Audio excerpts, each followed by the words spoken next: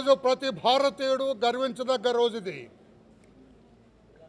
భారతదేశం అంటే ఆషామాషిగా తీసుకొని ఉగ్రవాదులతో దాడులు చేయించి 29 మందిని మట్టుబెట్టిన ఈ పాకిస్తానీ ప్రభుత్వానికి బుద్ధి చెప్పాలనే ఉద్దేశంతో భారతదేశ ప్రధాని నరేంద్ర మోడీ గారు ప్రపంచవ్యాప్తంగా దేశాలన్నిటిని కూడా సమన్వయం చేసుకొని పాకిస్తానీలు చేసిన తప్పు అందరికీ తెలిసే విధంగా అందరికీ ప్రపంచవ్యాప్తంగా తెలియజేసి నిన్న సర్జికల్ స్ట్రైక్స్ ద్వారా పాకిస్తాన్ దేశస్తులకి ఒక బుద్ధి చెప్పారు. ఖబర్దార్ అని ఆయన గొంతెత్తి వెలుగు చెప్పినట్టుగా నిన్న దాడి జరిగింది.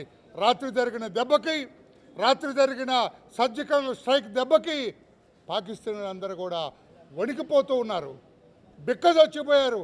బిక్కుమంటూ వారు ప్రతి ఇళ్లలో ఉన్నారు. ఏం జరగబోతుంది? భారతదేశానికి ఆగ్రహం తెప్పించాం, భారతీయులకి కోపం తెప్పించాం. ప్రధాని మోడీ అగ్రహోదగ్గుడు అవుతున్నాడు. ఎందుకు ఈ తప్పుడు పని చేశారు మన పాకిస్తానీలు? ఈ ఉగ్రవాదులు ఎందుకు ఈ తప్పు చేశారు? ఏదో సామెతలాగా ఏదో కొండనాళ్ళకు మందేస్తే ఉండనాళ్ళకు ఊడిపోయిందని ఉగ్రవాదులు దాడి చేసి మా దేశస్తుల్ని పర్యాటక ప్రాంతంలో పర్యాటకులను చంపితే ఊరుకుంటాము మేము?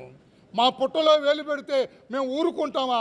తప్పకుండా కొడతాం, మీ సంగతి తేలుస్తామని చెప్పి ఈ రోజున ప్రధానమంత్రి గారు నిన్న చేసిన ఈ సర్జికల్ స్ట్రైక్ ద్వారా ప్రతి భారతీయుడు కూడా హర్షాతిరేకాలు తెలియజేస్తున్నారు, హర్షం తెలియజేస్తున్నారు, జేజేలు పలుకుతున్నారు.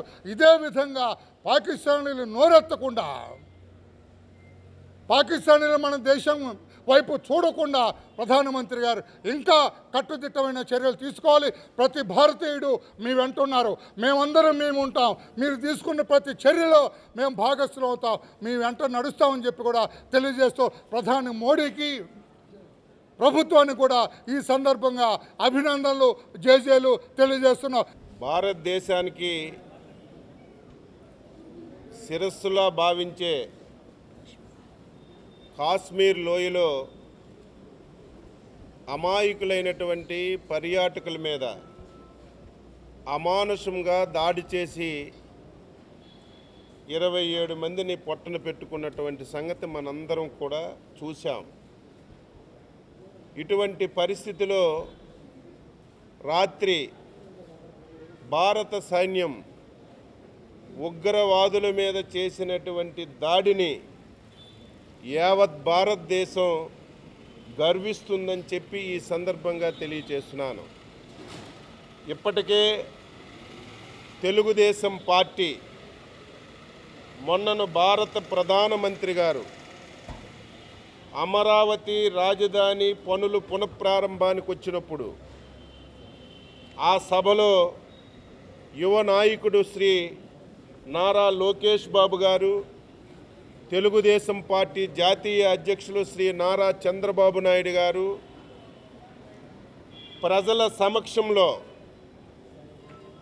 ప్రధానమంత్రి గారు దేశ భద్రత గురించి, మొన్న ఉగ్రవాదులు చేసినటువంటి దాడి మీద ఎటువంటి నిర్ణయం తీసుకున్నా ఆ నిర్ణయానికి తెలుగుదేశం పార్టీ పూర్తిగా సహకరిస్తుందని ప్రజల సమక్షంలో చెప్పిన విషయాన్ని ఒక్కసారి గుర్తు చేస్తున్నాను.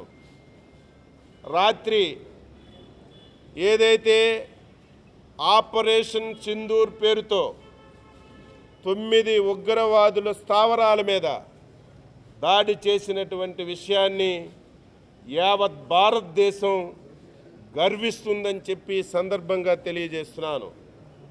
ఇటువంటి సమయంలో జాతులు, మతాలు, కుతాలు, ప్రాంతాలు, పార్టీలు చూడకుండా యావత్ భారతావని మోడీ గారు తీసుకున్నటువంటి నిర్ణయానికి సంపూర్ణమైనటువంటి సహాయ సహకారాలు అందించాలని చెప్పి భారతదేశంలో పుట్టినటువంటి ఒక పౌరుడిగా ప్రతి ఒక్కరిని కోరుతున్నాను.